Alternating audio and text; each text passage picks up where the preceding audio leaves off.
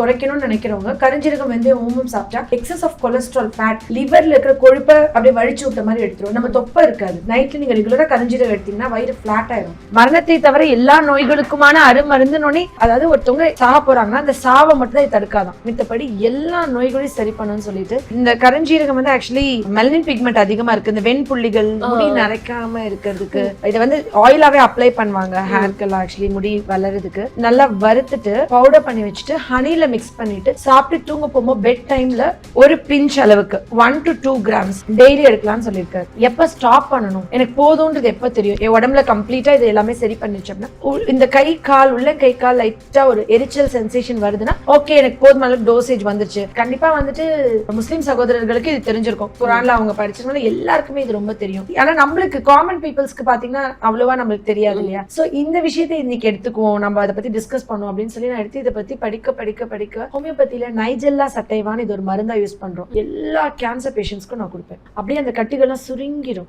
அவ்வளவு அழகா கேன்சரை ப்ரிவென்ட் பண்ணுது, அவ்வளவு அழகா அவங்களோட லைஃப் ஸ்பேன் ப்ரொலாங் பண்ணுது. இது வந்து இந்த கிளாண்டுன்னு கிடையாது, எல்லா கிளாண்ட்லயும் ஆக்ட் பண்ணுது. குறிப்பா கணையத்துல போய் வேலை பார்த்து கணையத்தை ரிப்பேர் பண்ணி இன்சுலின் சுரக்க வச்சு சர்க்கரை நோயை முழுமையா இல்லாம ஆக்கி கொடுக்குது. சுகர்னு ஆரம்பத்துல இந்த பசங்க வருவாங்க, 25 வயசு 26 வயசு சுகர் வந்துடும். அவங்க இப்ப வந்துட்டு அடுத்து அவங்க லைஃப் எவ்வளவு இருக்கு, 35 வயசு கிட்னி ப்ராப்ளம் பார்க்கணும்.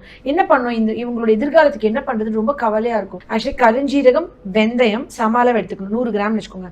ஓமம் ஒரு 50 கிராம் இந்த மாதிரி ப்ரொபோர்ஷன்ல எடுத்து இதை நல்லா வறுத்துட்டு பவுடர் பண்ணி வச்சுட்டு நைட் 1 டம்ளர் தண்ணீர்ல 1 டீஸ்பூன் குடிக்க சொல்லுவேன். பிசிஓடி கருமுட்டை நீர்க்கட்டிகள், மென்சஸே ஆகல, இர்ரெகுலர் பீரியட்ஸ் ஒழுங்காவே ஆகல, இவங்க எல்லாருக்கும் இது ஒரு பெஸ்ட் மெடிசன். எல்லா கிளாண்டுனா ஆண்களோட விதப்பையில இருந்து பெண்களோட கருமுட்டை வரைக்கும் வேலை பார்க்குது. இந்த ரேடியேஷன் போன்னால நிறைய உயிரணுக்கள் இல்ல, குழந்தை இல்ல கன்சீவ் வரைக்கும் சாப்பிட சொல்லுவேன். கன்சீவ் ஆயிட்டா ஸ்டாப் பண்ண சொல்லிடுவேன். இது ஆனா ஒருத்தவங்க மட்டும் ஓவர் ப்ளீடிங் இருக்கவங்க மட்டும் இது சாப்பிடக்கூடாது.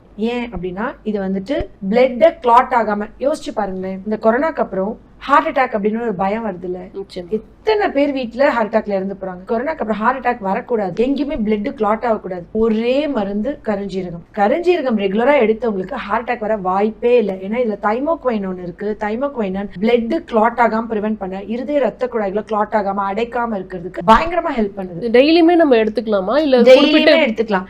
Actually 1 gram 2 gram okay. இது வந்துட்டு ஆயிலா அப்ளை பண்ணிக்குவாங்க நிறைய பேர், ஆயிலா குடிப்பாங்க 1 ml அந்த மாதிரி. நான் சொல்வேன் கருஞ்சீரகத்தை வறுத்து பவுடர் பண்ணிட்டு, சும்மா சுகர் பேஷண்ட்ஸா இருந்தாலும் வெந்தயம் எடுத்துக்கலாம். சோ கருஞ்சீரகம் வெந்தயம் ஓமம், கருஞ்சீரகமும் வெந்தயம் 100 கிராம்னா ஓமம் வந்து ஒரு 50 கிராம் வறுத்துட்டு பவுடர் பண்ணி வச்சுட்டு, என் பெட்ரூம்ல தண்ணி பக்கத்துல இருக்கும். இது நைட் தூங்க போகும்போது சும்மா ஒரு பிஞ்ச் அளவுக்கு ஒரு சின்ன நெல்லிக்காய் விதை சைஸ்க்கு எடுத்தா போதும். சும்மா ஒரு ஸ்பூன்ல எடுத்து அந்த எட்ஜை மட்டும் சாப்பிட்டு தண்ணி குடிச்சு தூங்கிடுவேன்.